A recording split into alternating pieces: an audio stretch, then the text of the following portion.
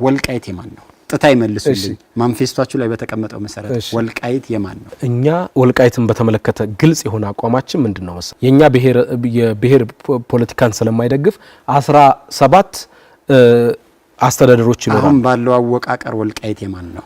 ወልቃይት ማን ነው የሚለውን አሁን ያማራ ነው የትግሬ ነው ልል አልችልም። ማንፌስቷችሁ ላይ ግን ወልቃይት ያማራ ነው ብላችሁ አስቀምጣችኋል። እሱማ የጎንደር ክፍለ ሀገር ነበረ ነው የምንለው። ስለዚህ ወልቃይት ያማራ ነው ባሁን አወቃቀር። አሁን ያማራ ነው የሚለውንም የትግራይ ነው የሚለውንም ክልሉን ስለማንቀበለው ትግራይ የሚባል ክልልንም አንቀበልም፣ አማራ የሚባልም የለም በእኛ ውስጥ። ማንፌስቷችሁ ላይ ክልሎችን ስታዋቀሩ 17 ክልሎችን እንፈጥራለን ካላችሁ በኋላ አንዱ ክልል እኮ ትግራይ ነው ይልና ትግራይ ግን በህገ ወጥ መንገድ የያዘውን የወልቃይትን እና የራያን አካባቢ አይጨምርም ብላችኋል። ማንፌስቷችሁ ላይ ቃል በቃል የተጻፈ ነው ያነበብኩ ያለሁት።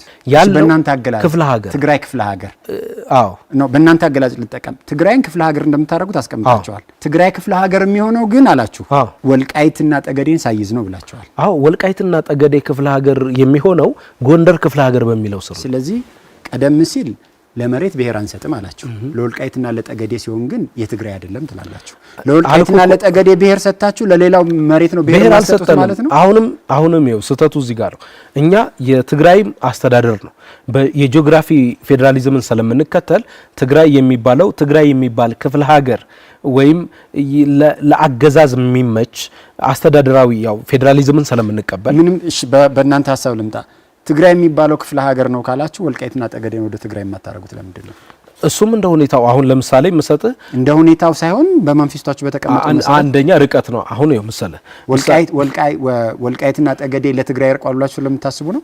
እሱ ስናመቻቸው አንዱ ህዝቡ በአካባቢው ላይ የፈለገው መብት መሪዎቹ እንዲመርጥ ቅርበት ወሳኝነት አለ። ወልቃይትና ጠገዴ ህዝብ በትግራይ ክፍለ ሀገር ስር ሆኖ በእናንተ አገላለጽ እናንተ የምትሉትን መብት ኤክሰርሳይዝ ማድረግ አይችልም? ይችላል። ስለዚህ ለምን ወደ ትግራይ ክፍለ ሀገር እሱ ላይ ምንም ችግር የለብን። ህዝቡ የትግራይ ክፍለ ሀገር ልሁን ካለ መብቱ ነው። ኢቭን ራሱን የቻለ ወልቃይት ክፍለ ሀገር ይፈጠርልኝ ካለ እንፈጥርለታለን። ስለዚህ በሱ ጉዳይ ላይ ገና አልወሰናችሁም። አሁን በይፋ የምናደርገው ነገር አለ። እስካሁን ቅንጅቱ ማንፌስቷችሁ ላይ የተቀመጠው ከዚህ አንፃር ትክክል አይደለም ማለት ነው። ወይም ገና 17 ክፍለ ሀገሮች የሚለው እየተሻሻለ ነው።